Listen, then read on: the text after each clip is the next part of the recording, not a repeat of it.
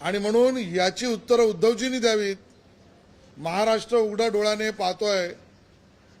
विद्वेष पसरवणारी वक्तव्य पंतप्रधानांबद्दल करणं, अपमान आणि बदनामी करणं हे निवडणूक आयोगाला मॉडेल कोड ऑफ कंडक्टच्या व्हायोलेशनमध्ये येतं की नाही हे बघण्याची आमची विनंती राहील.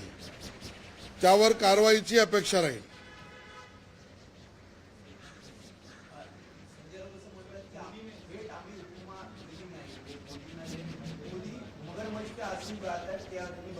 अजून आपल्या अवकात संजय राऊत यांनी बघावी.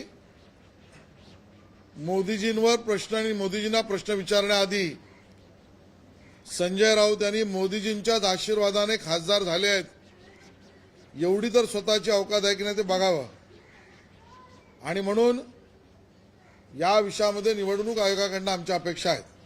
उद्धव ठाकरेंनी पण टीका केली. ते म्हणतात भाजपमध्ये या शिंदेकडे जा नाहीतर तुरुंगात जा अशी धमकी नेत्यांना दिली जाते. मला वाटतं ते रोज स्वप्नात जे बघतायत ते त्यांच्या सभेमध्ये बोलतायत. ते जे सभेमध्ये याबद्दल बोलतायत त्याचा सत्याशी काहीही संबंध नाही. आणि तथ्यच बघायची झाली तर एकनाथ शिंदे आणि 40 आमदार हे राष्ट्रवादी काँग्रेसला उद्धवजी तुम्ही मदत करताय, त्यांना वाढवताय, आमचं खच्चीकरण करताय असं सांगून गेले. ईडी, सीबीआय, इन्कम टॅक्स सांगून गेलेले नाहीत. महाराष्ट्र विसरलेला नाही. तुमच्या स्वतःच्या कुटुंबातील परिवारातील उद्धवजी लोक हे तुम्हाला सोडून गेले. तुम्हाला न्यायालयापर्यंत लढाई, प्रॉपर्टीची लढाई लागली. यात कुठल्या एजन्सी नव्हत्या. तुमचा चुलत भाऊ तुम्हाला सोडून गेलात कारण तुम्ही त्यावेळेला जी छळवणूक केली त्याबद्दल त्यांचे चुलत भाऊ बोलले. यात ईडी, सीबीआय कुठलेच नव्हतं. त्यामुळे तुम्हाला सोडणारी लोक ही तुमच्या अहंकारामुळे, उद्धवजी तुमच्या छळवणुकीमुळे आणि तुमच्या परपक्षाशी असलेल्या प्रेमामुळे आणि आता तर केवळ पुत्र प्रेमामुळे तुम्हाला सोडून जात आहे.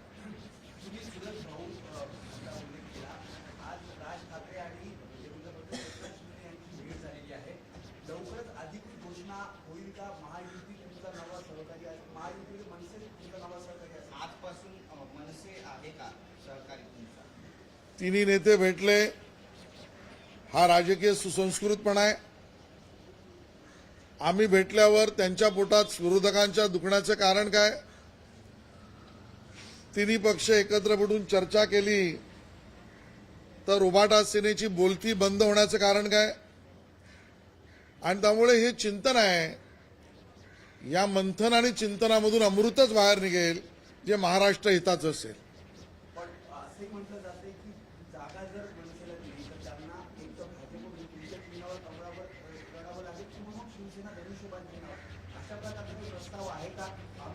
मी युती, महायुती या 3 पक्षांवर काही वक्तव्य न करता म्हटलंय हे चिंतन आणि मंथन आहे. त्यातून अमृत निघेल.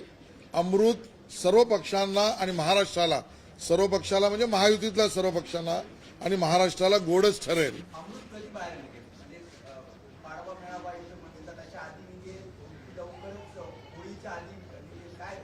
मंथनामध्ये बसलेल्या तिघांनी ठरवल्यावर निघेल.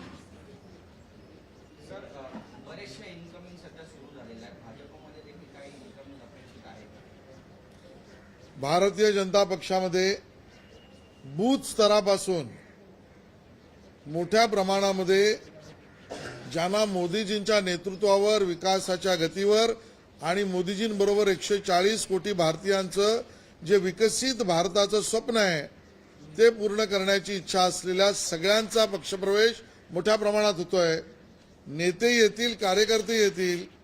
मोदीजींचा परिवार महाराष्ट्रामध्ये ज्या पद्धतीने वाढतोय तो सर्वव्यापी होईल. विरोधकांना त्यांचं डिपॉझिट वाचवायला अडचण होईल.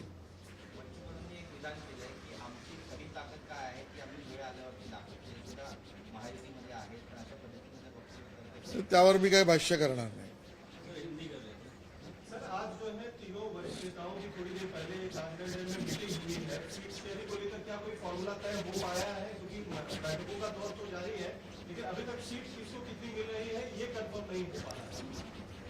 तीन नेता मिले, ये तो महाराष्ट्र की संस्कृति है. और हमारे 3 नेता मिले तो हमारे विरोधियों की बोलती क्यों बंद हो रही है? उनके पेट में दर्द क्यों हो रहा है?